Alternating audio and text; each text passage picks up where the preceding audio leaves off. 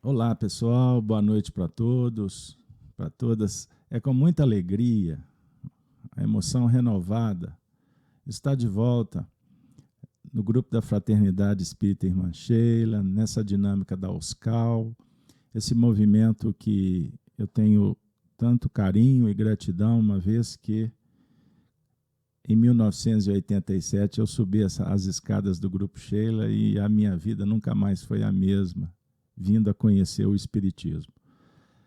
E assim, todas as vezes que sou chamado, me sinto honrado, a responsabilidade é gigante, mas me coloco sempre na condição filial, de aprendiz agradecido a essa família tão querida. Uma vez que até a minha vida pessoal, casei no Grupo Sheila, tive a oportunidade de fazer tantos amigos ao longo desse período, né, que vai se estendendo, enfim. Então, vamos lá, nesse trabalho de hoje. Vamos trabalhar no módulo do estudo doutrinário, não é isso? É o módulo 1. Eu tenho também a alegria de estar sendo informado, de estar participando do segundo encontro. Então, espero que a gente possa oferecer um material, uma presença, comentários, mediante as pesquisas que a gente faz do Espiritismo, de uma maneira que possa motivá-los a continuarem os estudos, além dos trabalhos em grupo, mas também no campo individual, porque é fundamental o estudo da doutrina, como Kardec nos dá a dica, né? Que o que caracteriza, está na introdução do Livro dos Espíritos, o que caracteriza um estudo sério é a continuidade que se lhe dá. Olha que você vê, que legal. Eu fico extremamente feliz em relembrar esse texto, porque a gente, que também tive a oportunidade de trabalhar na União Espírita Mineira há muitos anos, divulgando a importância do estudo, a gente acha que estudo sério é ficar todo mundo sisudo, aquela coisa. Não, estudo sério, ele é pautado no compromisso, na virtude da disciplina, da humildade, da simplicidade e da perseverança, não é mesmo? Dentro de um ambiente fraterno, alegre, motivacional. Isso é fundamental para que haja resiliência e a gente possa perseverar,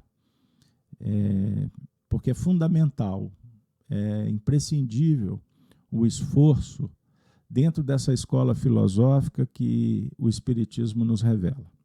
Pois bem, então vamos ao tema, as 3 revelações.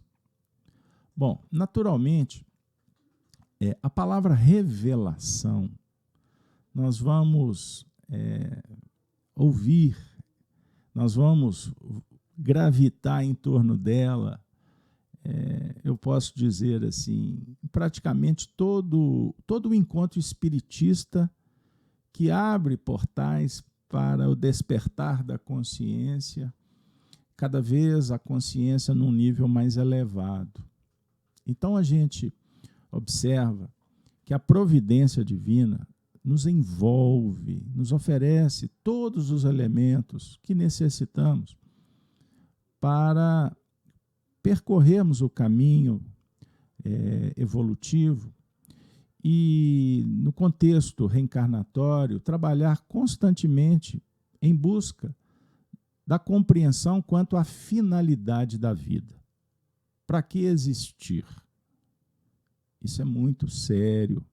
E chega um momento na nossa vida que a gente passa a dar mais atenção, a gente passa a empreender, eu vou usar essa expressão, dentro dessa dinâmica de buscar qualificar, porque a partir do momento em que nós conhecemos, e como eu falei, nós vamos estabelecendo um roteiro face à finalidade do existir, é natural que a gente se interesse em melhorar a dinâmica da operação, qualificar a vida, não é mesmo?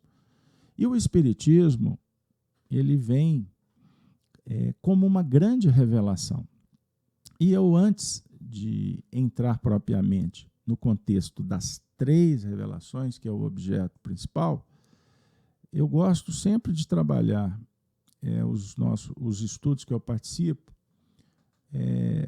procurando aproximar das palavras o conceito e o contexto em que elas foram utilizadas. Isso é muito importante para que a gente possa ter uma base segura. Então, quando a gente fala em revelação, eu sou meio suspeita porque todos os sábados eu faço um estudo sobre o Apocalipse, um trabalho que eu tive a oportunidade de aprender com o nosso querido Honório Abreu, lá nos anos 2000. E então, todo sábado eu começo o estudo falando que o Apocalipse significa revelar. Não tem nada de escatológico, de final, de nada. Então, o Apocalipse é o livro mais importante da revelação do contexto bíblico. Então, o Apocalipse vem do revelar, revelares, que é do verbo revelar. O mesmo que mostrares, divulgares, demonstrares. Olha para vocês verem que interessante. Confidenciares, que nós estamos falando do revelares. Não é isso? Indicares, denunciares, manifestares.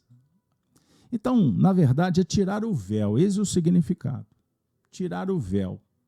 Mostrar. Revelar. Revelar o quê? O que está guardado. Então, quando a gente entra na dinâmica das filosofias clássicas, antigas, especificamente da Bíblia, que é uma revelação judaico, e no Novo Testamento se torna judaico-cristã, nós vamos sempre gravitar, como eu disse no início, em torno das revelações.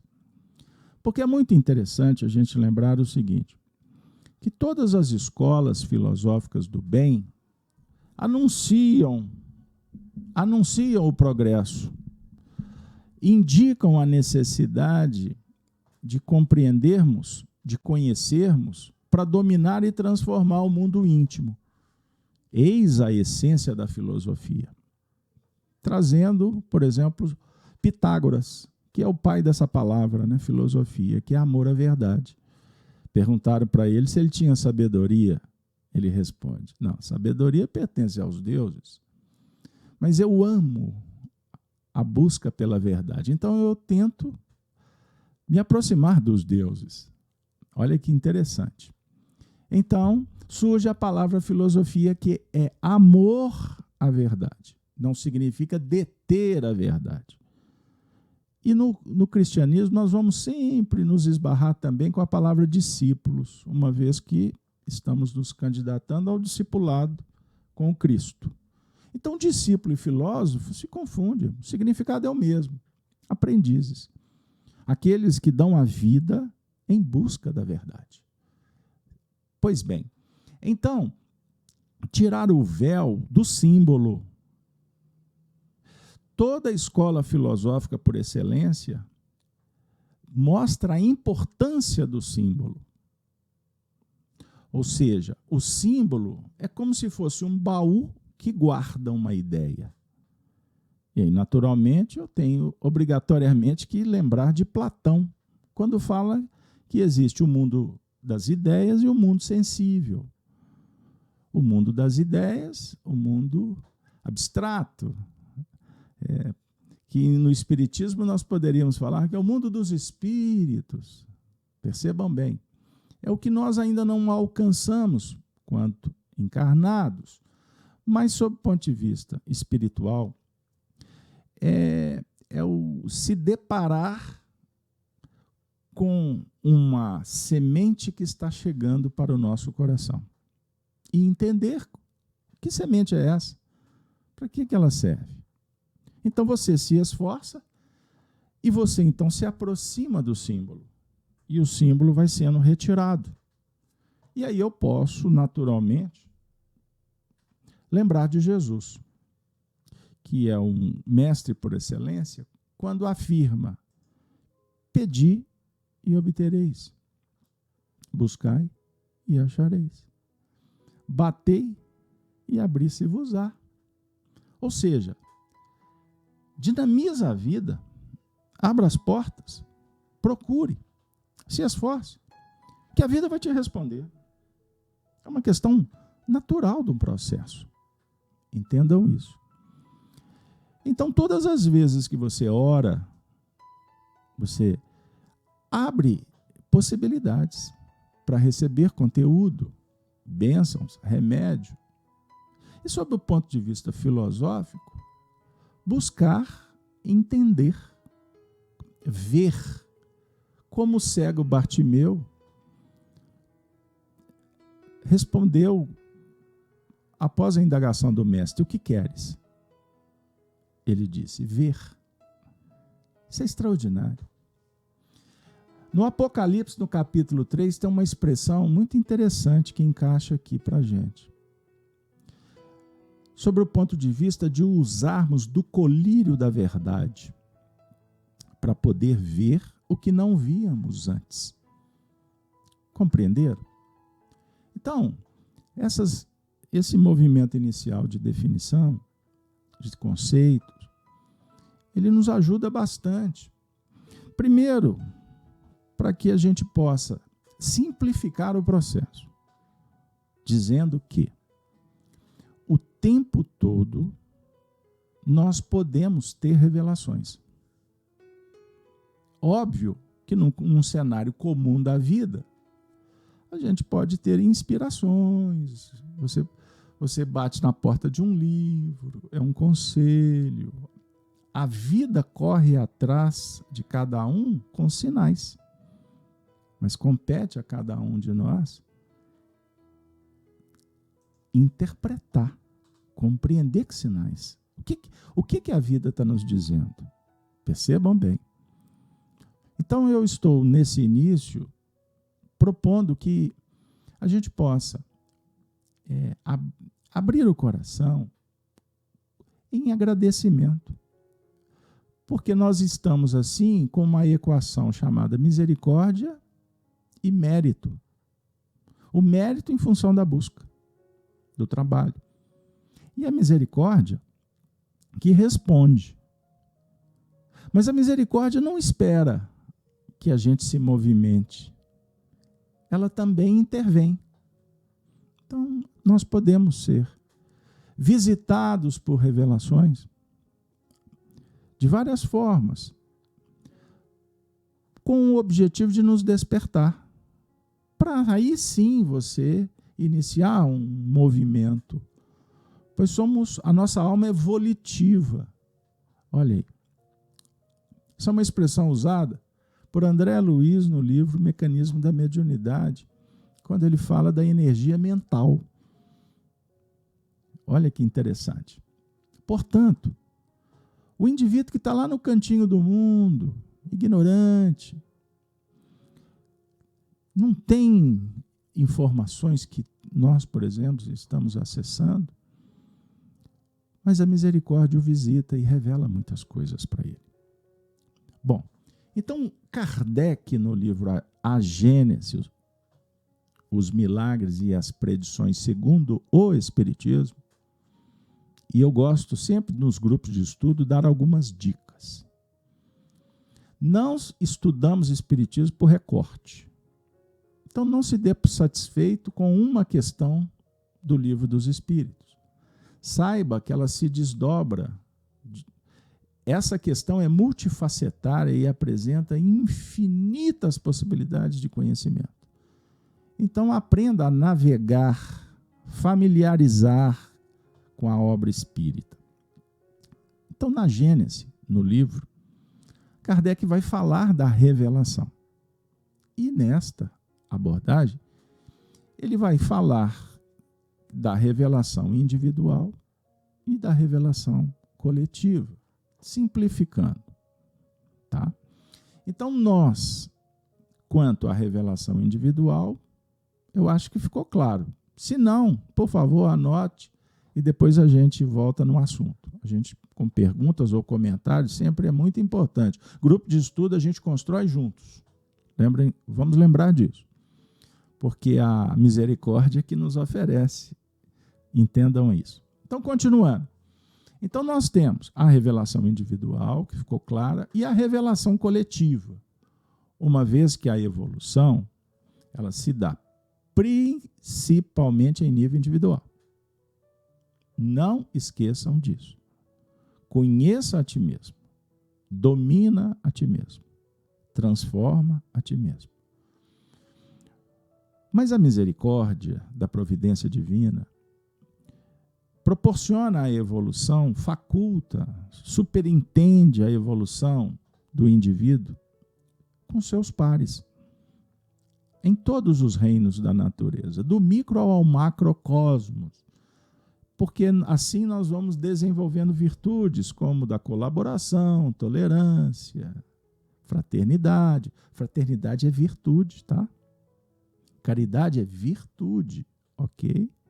Liberdade é virtude. Igualdade é virtude. Não confunda movimentos externos com o princípio que o Espiritismo, por exemplo, observa e nos incentiva a trabalhar em nível íntimo.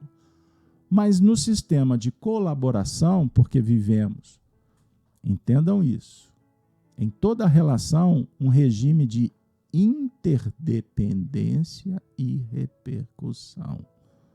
Nós precisamos de nos interagir.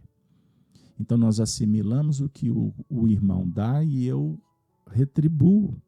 Assim funciona a mente, como um espelho que reflete luz interior e luz de fora.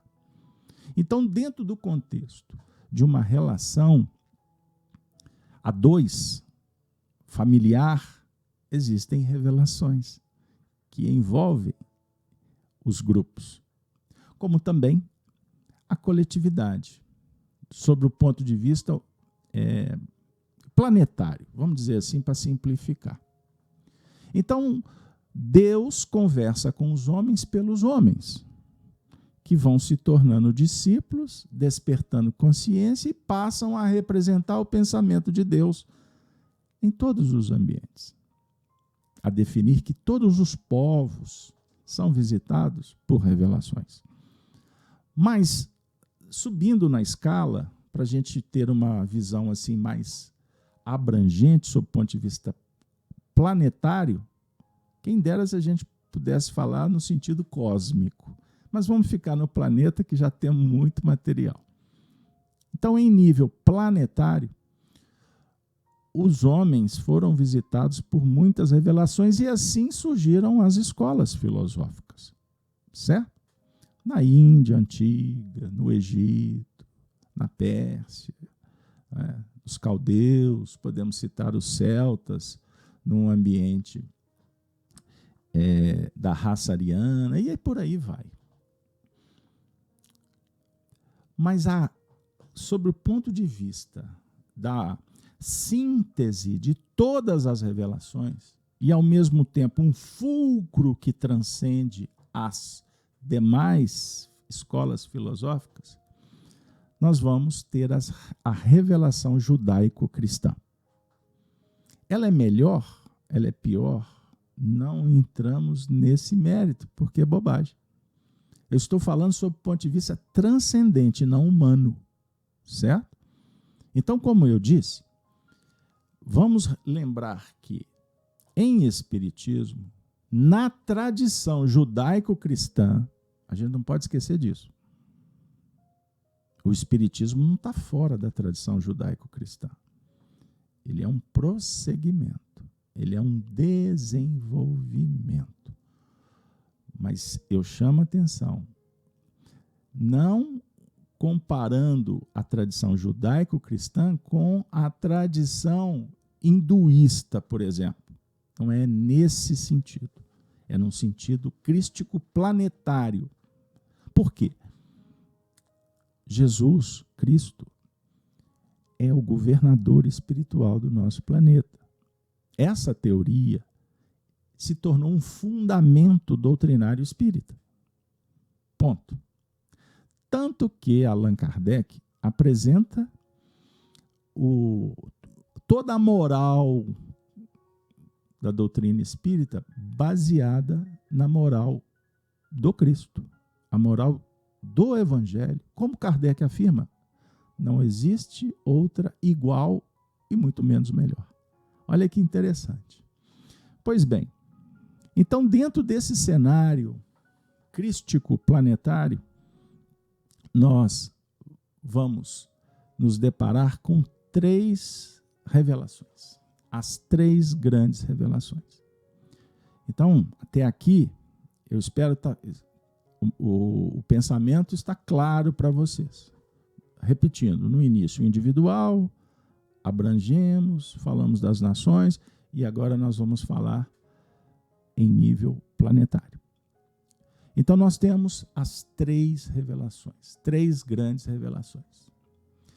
Então, são revelações que apresentam aspectos muito interessantes. Essencialmente, a primeira revelação, ela vem com Moisés. Abraão, Isaque e Jacó, tradição.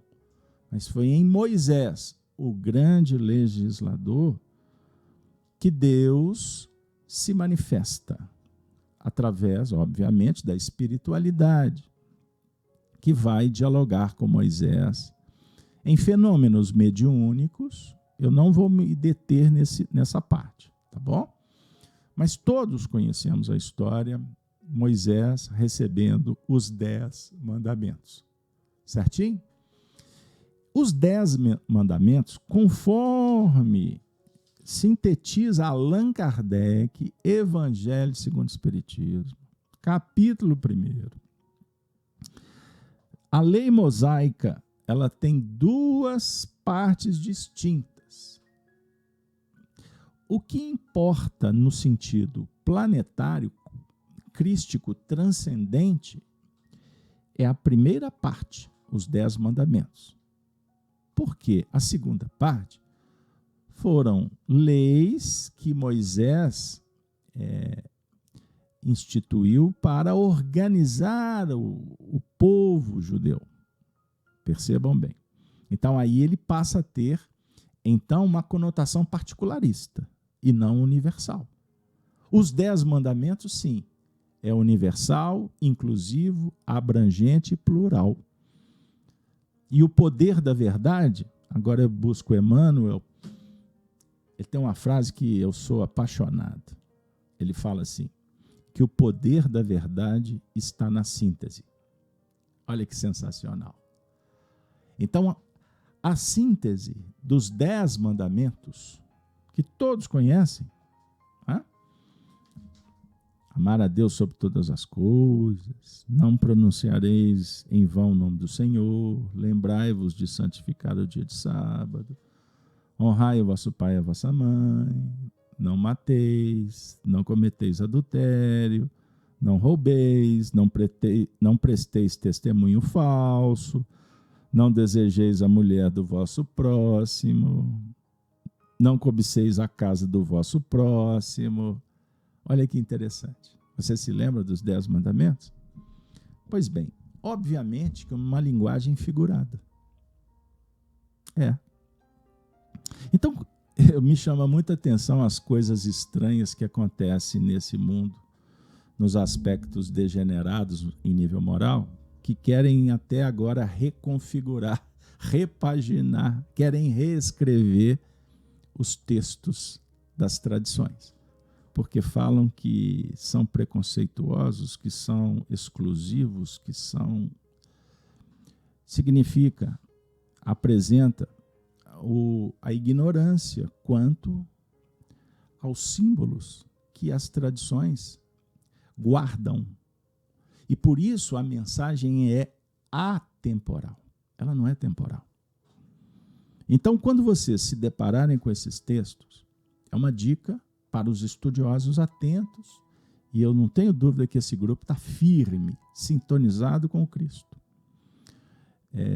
Não dê atenção às imperfeições do caminho. Sigam adiante. Aliás, a mensagem lida no início, que é uma das mensagens mais tocantes do Emmanuel, quando ele faz aquela interpretação do diálogo de Jesus com Pedro sobre a tarefa de João, ele fala: o que importa a ti, segue-me tu, prossiga. Então temos que prosseguir e não deter a marcha. E no caso, nós estamos dialogando com a virtude. Abrindo parênteses, já que a gente está falando de leis. Aonde está escrita a lei de Deus? Casalberto, toda palestra espírita cita a questão 621. É verdade. Mas a gente costuma passar décadas no espiritismo sem saber, afinal de contas, que lei, afinal de contas, é essa. Não, eu já estudei, está no livro dos Espíritos, está no Evangelho, está ali, está acolá, está na Bíblia. Pois é, como dizia o Honório Abreu, a gente costuma morrer na letra. A letra mata. Está escrito, está interpretado. Está guardado em símbolos, é verdade. Mas a lei divina, ela está esculpida na consciência de todos. É um código de lei moral. Essa lei, esse código, é como se fosse o gene, o código genético, íncito na intimidade de todos os espíritos. À medida em que nós vamos progredindo, despertando a consciência, nós vamos sentindo o poder desse código de virtude, que está dentro, ele não está fora. Lembrem disso.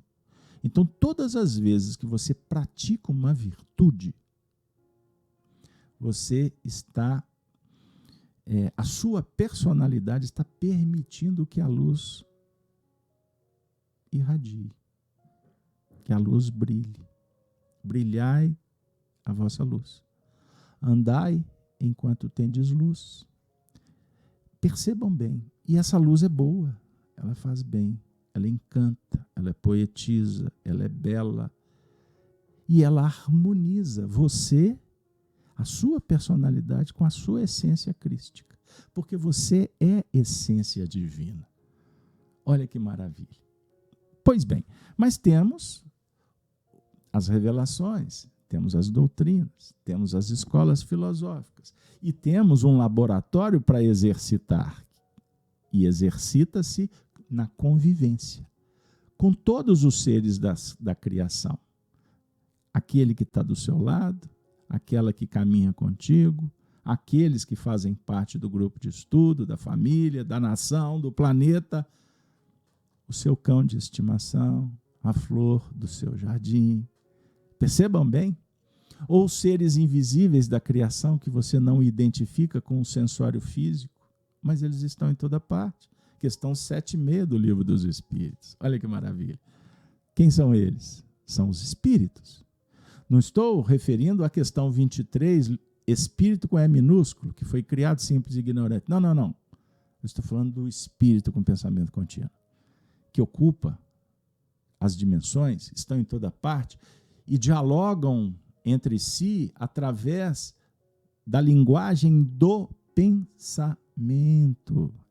Estamos dialogando pelo pensamento, conforme o nosso campo mental, que é o terreno para ser fertilizado pelas revelações. Pois bem, então vamos continuar.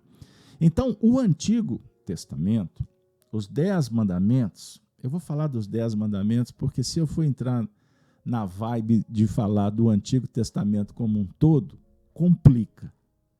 Principalmente o dogmatismo que também existe no Espiritismo. Por quê? Todo o Antigo Testamento, ele é um desdobramento dos 10 mandamentos. Olha para vocês verem que interessante. E toda a manifestação dos profetas, todo o encaminhamento do povo hebreu, as batalhas, os reis, as confusões, na verdade é uma descrição histórica do desenvolvimento de um povo, de um desenvolvimento de uma raça que veio de outro mundo, de outros sistemas.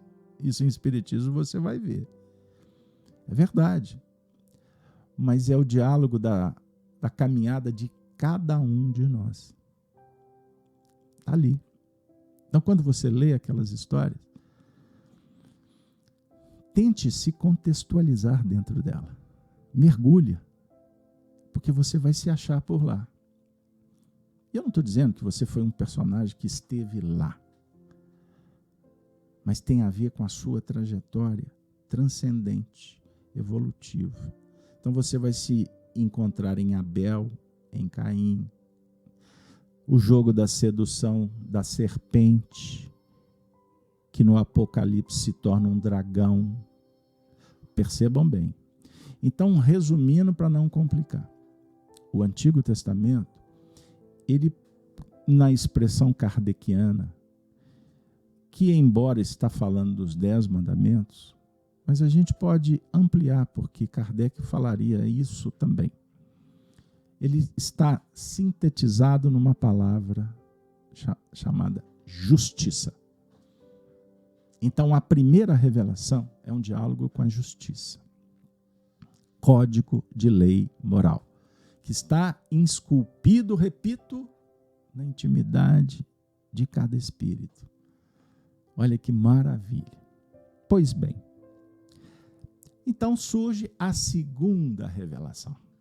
Não são 3? Não se esqueça. A segunda revelação, abrimos agora a metade da Bíblia em diante. Um pouco mais da metade, ou muito mais da metade, nós vamos falar do Novo Testamento. Porque a segunda revelação de Deus aos homens se fez através da mensagem do nosso Senhor Jesus Cristo, cuja essência, lembram que eu falei que a essência divina é você? Mas a essência da mensagem é o amor. Buscando na memória, o amor é uma chama sagrada. Eu também, expressão admirável que se encontra no Evangelho segundo o Espiritismo, no capítulo Amar ao Próximo. Sensacional. Então o amor é uma chama sagrada, é a essência mantenedora da vida. É verdade. Poeticamente, André Luiz, no livro Nosso Lar, reproduz o pensamento da espiritualidade, dizendo que o amor é o alimento da alma.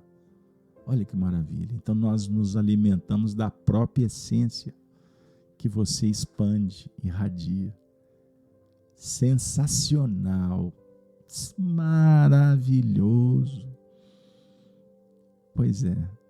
Então, quanto mais você ama, mais amor você vai ter. E parafraseando Emmanuel no livro Fonte Viva, perdoe, e Meimei no livro Espírito da Verdade, Meimei aprendendo com Emmanuel. Mas a ideia é a seguinte: você tem o que você dá. Quer que repete? Você tem o que você dá. Você não dá o que você tem. Ou seja, todo movimento que essencializa, toda a irradiação promovida pelos sentimentos nobres, que é endereçada pela vontade, pelo pensamento, você vai cada vez mais ampliando a capacidade de amar. No caso, eu estou me referindo ao amor. Porque o amor engloba todas as virtudes. O amor você vai encontrá-lo em todas as virtudes. Paciência, flexibilidade, dever, liberdade, como eu disse, colaboração. Toda virtude tem um ingrediente do amor. E sabe qual que é a mãe de todas as virtudes? Evangelho segundo o Espiritismo. É a fé. A fé é a mãe que engloba todas as virtudes. Então aqui eu dei uma equação para vocês estudarem. Então, em cada virtude, o ingrediente do amor. E a fé é no sentido de fidelidade, de filiação. Porque para você movimentar qualquer virtude, todas as virtudes, nós temos que trabalhar essa filiação divina. Você se sente filho de Deus ou você foi informado que foi criado por Deus? Só a informação não adianta. A questão é você sentir essa filiação na sua intimidade. Não adianta eu falar para você sobre amor. O grande lance é você amar, porque aí você vai entrar em conexão com o que eu disse sobre o amor. Então, a segunda revelação, historicamente, ela veio com Jesus. Jesus fez acontecer. Jesus mostrou que é possível. E ele também revelou que vale a pena. Vale tanto a pena que ele deu a vida por isso. Compreenderam? Então Jesus não veio destruir o que Moisés, o que as escolas filosóficas. Agora eu ampliei. Porque não pense que a verdade só está na tradição judaico-cristã. Agora eu vou falar das tradições. Então você vai encontrar um diálogo do amor com Sócrates, com Platão, com Parmênides, com Heráclito. Você vai dialogar com Aristóteles quanto ao amor. Da mesma forma que você vai dialogar com Zoroastro, com Lao Tse. O grande Hermes Trismegisto, no Egito, uma das figuras mais extraordinárias que pisou na Terra. Hermes Trismegisto. Então vejam aí, são representantes, como Moisés. Então Jesus não veio destruir a lei. Ele mesmo afirmou. Isso não é especulação. Veio cumpri-la. A definir que a justiça, o despertar da consciência, a cognição, a razão, a inteligência, a habilidade, Moisés. 10 mandamentos. Tanto que Jesus sintetiza os 10 mandamentos de uma forma figurada. Ele está falando que não precisa dos 10 mandamentos, que pode sintetizar, amar a Deus sobre todas as coisas, a próxima com a si mesmo, está resolvido. Não precisa de ficar cheio de curso, 9 horas, parlando. Não é isso, gente. Não é isso. A definir que o código moral de leis, ele precisa de ser experienciado em todas as facetas das virtudes. Então, não mateis. Vejam, nos 10 mandamentos nós temos 3 princípios proativos e 7 impeditivos. Ama a Deus, guarda o sábado e honra pai e mãe. Aí depois a gente vai para as veredas de não faça, não pode, etc. Não pise na grama. Ou seja, disciplina, organização. Não é constrangimento, não é violência. Entendam isso. Não é dogmatismo. Não é engessamento, não é encarceramento. Não é censura. Tão em voga nos dias atuais. Não é ditadura. Percebam bem. Não é chibata. Porque a serpente, ela sugere a insegurança ou medo. Jesus vem dizer que não devemos temer. Mas para não temer, você precisa de saber. Você precisa de ter o conhecimento. Aliás, em Espiritismo, você vai aprender que o sofrimento está na razão da ignorância. Sofremos porque ignoramos. Não sabemos de verdade. Espíritas, quantas vezes? Eu costumo dizer aí nesses 30 anos de espiritismo, quantas vezes já ouvi de espíritas frases como: puxa vida, eu fui espírita a vida toda, mas agora eu estou vendo a onça beber água. Agora estou sendo testado. Quantos sucumbiram? Quantos vão sucumbir? Porque talvez nós gravitamos em torno de conhecimentos periféricos. Ocupamos cargo, participamos disso, daquilo, fazemos tarefa aqui, acolá. Mas nós não estamos essencializando a vida. Então qualquer tremor de terra é suficiente para derrubar a casa. Lembra Jesus falando sobre a casa sobre a rocha no capítulo 7 de Mateus? Edificada sobre a rocha, não é sobre a areia. Que rocha é essa? É o fundamento. Mas qual fundamento? Conceitual? Quando a gente participava de mocidade, eu costumava falar para os jovens assim: o que está escrito na questão 23 do livro dos Espíritos? E os meninos respondem rápido, né? O Espírito é inteligente. Estão lembrados? O que é o Espírito? Princípio inteligente do universo. Eu falava assim: não é isso não.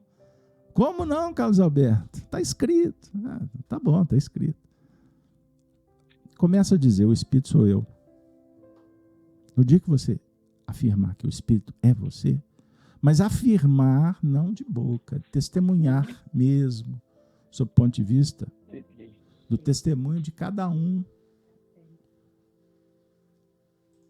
Compreenderam? Perceberam a importância? Ou seja, não adianta o conceito lá de fora se eu não estou integralizado comigo mesmo. Porque o conceito lá de fora, lembram do símbolo. Ele está mostrando o que está dentro, não é o que está fora. Mas como assim? O símbolo é verde, é azul. Pois é, mas o verde e o azul está dentro de você. Ele só é um sinal. Ele é uma luz que intermedia. Qual é a função da luz? Intermediar para que os seus olhos vejam um objeto. Se não tiver a luz, você não vai ver. Jesus não disse que é a luz do mundo? Então, sob o ponto de vista de intermediação, ele é uma luz exuberante, porque ele é uma ponte que facilita, que aproxima e que liberta. Mas a luz que importa para Jesus não é a luz dele, é você fazer a sua própria luz. Porque aí você não andará em trevas nunca mais. Então, seguir Jesus não é ir para uma procissão atrás de alguém. Isso é um equívoco. Seguir Jesus é fazer o que ele fez. Igualzinho? Não, porque ninguém faz igual. Só você pode fazer. Não existe. Deus não dá espírito por medida, não tem cópia-cola. Ctrl-C, Ctrl-V, não existe. Você vai fazer o que ninguém pode fazer. E se chegou, é porque está na hora. Não tem missiva que entregue endereço errado. Compreenderam? Que maravilha que é a lição? Então, Jesus não veio destruir a lei. E no capítulo 2, ou seja, sequente ao primeiro que nós estamos relembrando do Evangelho segundo o Espiritismo, ele é intitulado Meu Reino Não é Desse Mundo. Sabe o que o Kardec fala? Que toda a doutrina, não é meia, não é uma parte, não é um pitiquitinho, não. Toda a doutrina do Cristo é pautada na vida futura. O reino dos céus é comparado a um pai que vai fazer a bodas do filho. Estão lembrados? Capítulo 18 do Evangelho segundo o Espiritismo, Allan Kardec também interpreta essa passagem dizendo que o reino dos céus é ventura e alegria. Por que é ventura e alegria? Porque o reino dos céus é o casamento, é a integração da personalidade com a essência. Ou seja, o reino dos céus é todo um movimento que liberta por amor.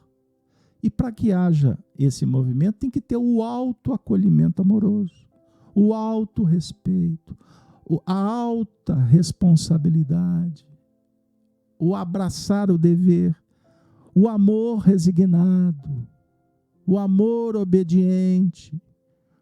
Percebam, são virtudes. É casamento com Cristo interno. Aí não tem conflito, não tem dilema, não tem trauma. Só existe a dor por ignorância, mas também por expiação. Kardec explica no livro O Céu e o Inferno segundo o Espiritismo. E o que é expiação? Pagamento de conta. Ninguém paga conta, para com isso. Ninguém paga conta. Espiar é pôr para fora, é tirar de dentro. Expiar é resolver os traumas. E você só vai resolver usando a terapêutica do amor e da virtude. É o despertar da consciência para a prática do bem. Eis a psicologia espírita.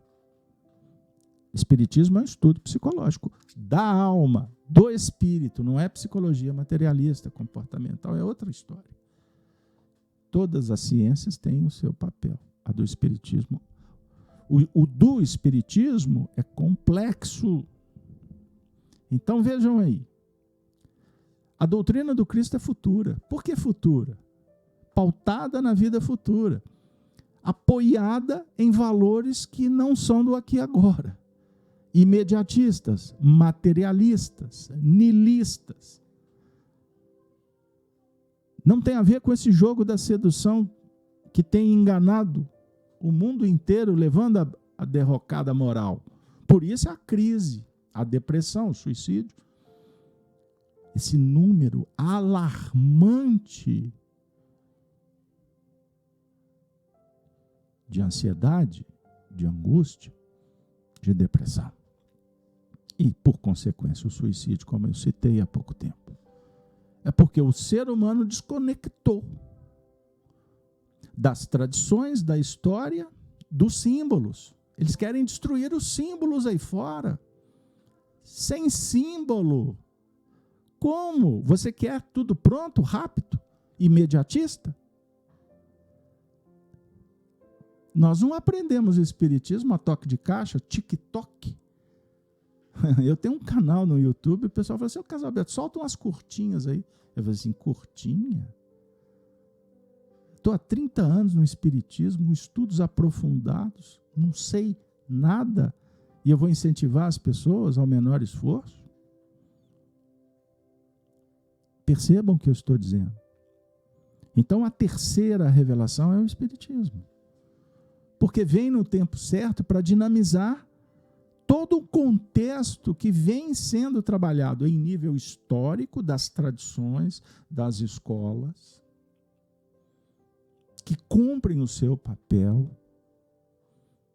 que é uma missão divina, e que nós vamos transitando por estas escolas, recolhendo o que é o que de melhor, não como utilitaristas, mas vivendo experiências e nos preparando para uma novidade de espírito, como fala Paulo de Tarso. Então, o espiritismo, para os espíritas, é o espírito verdade. Aí, naturalmente, historicamente, com legitimidade aos princípios, aos textos primários, eu tenho a obrigação de citar o capítulo 14 do Evangelho de João, quando Jesus disse, não se turbe o coração. Credes em Deus, credes também em mim, na casa de meu Pai há muitas moradas, se não fosse assim, eu vou-lhe teria dito, vou preparar-vos o lugar. E tem muita gente achando que ele está arrumando uma casinha, um barracãozinho, limpando, uma caminha, para quando você... Não é isso, não.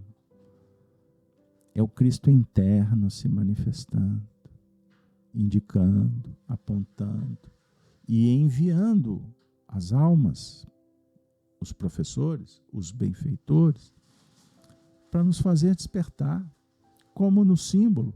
Pesquisem aí o símbolo da caverna de Platão. A gente sair da ilusão em busca da luz. Pesquisem. Aliás, eu vou dar uma dica, não é doutrinária, mas é filosófica, uma escola que todos os filósofos que se interessam pela espiritualidade deveriam conhecer. É a Escola Nova Acrópole, da professora Lúcia Helena Galvão. Extraordinária, ela falando sobre a imagem da caverna de Platão. Ela é um espírito de alta envergadura que reencarnou por aí. Pois bem, então continuando, o espiritismo vem para o nosso coração para desenvolver toda a proposta do Cristo. Num cenário acadêmico, racional, metodológico, como queira, porque ele dialoga com todas as necessidades daqueles que se interessam. Não tenha dúvida.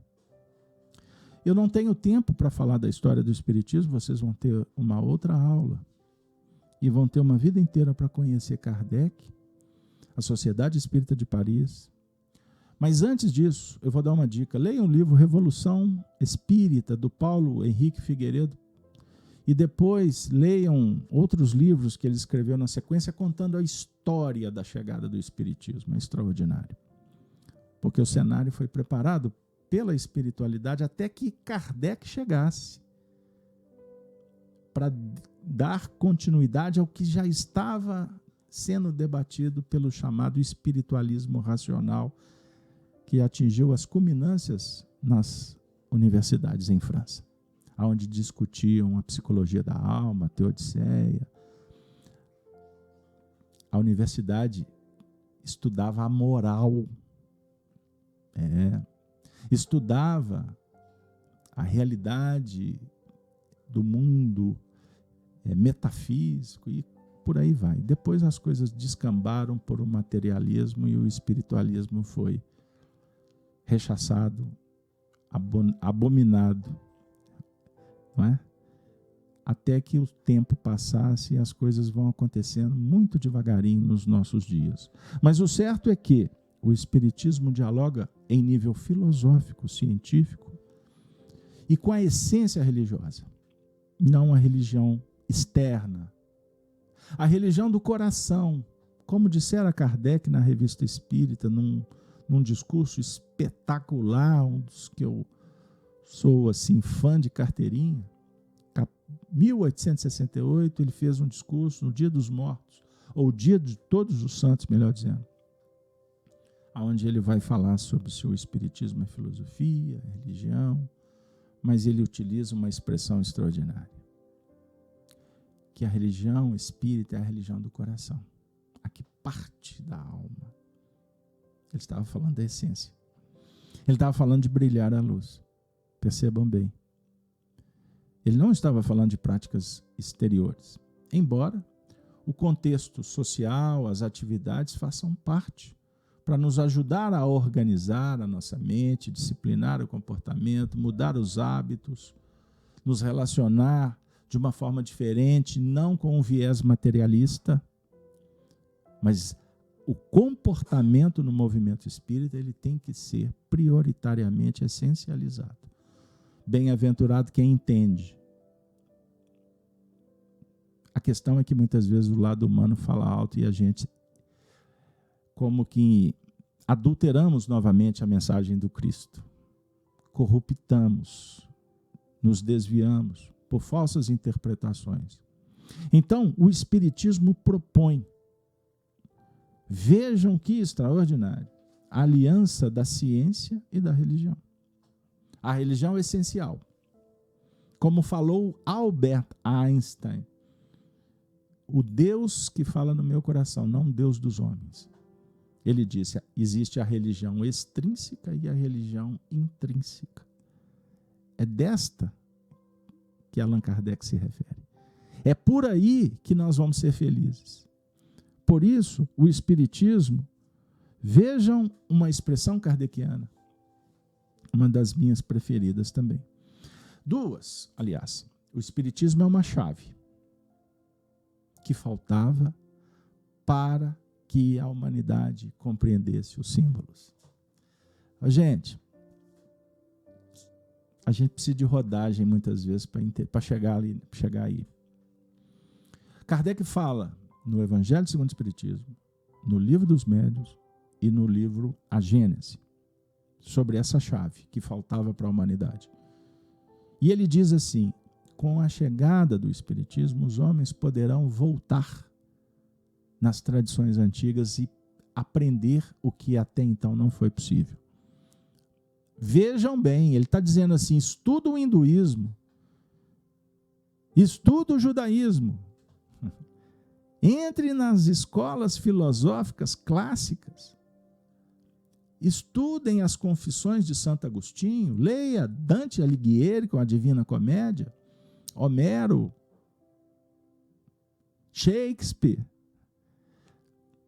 Perpassem todos os caminhos virtuosos, não de ideologias confusionistas, materialistas, egóicas. Não. Então ele está dizendo assim, o Espiritismo é uma chave. Inclusive, ele despersonaliza o Espiritismo e diz que o Espiritismo não tem a última palavra.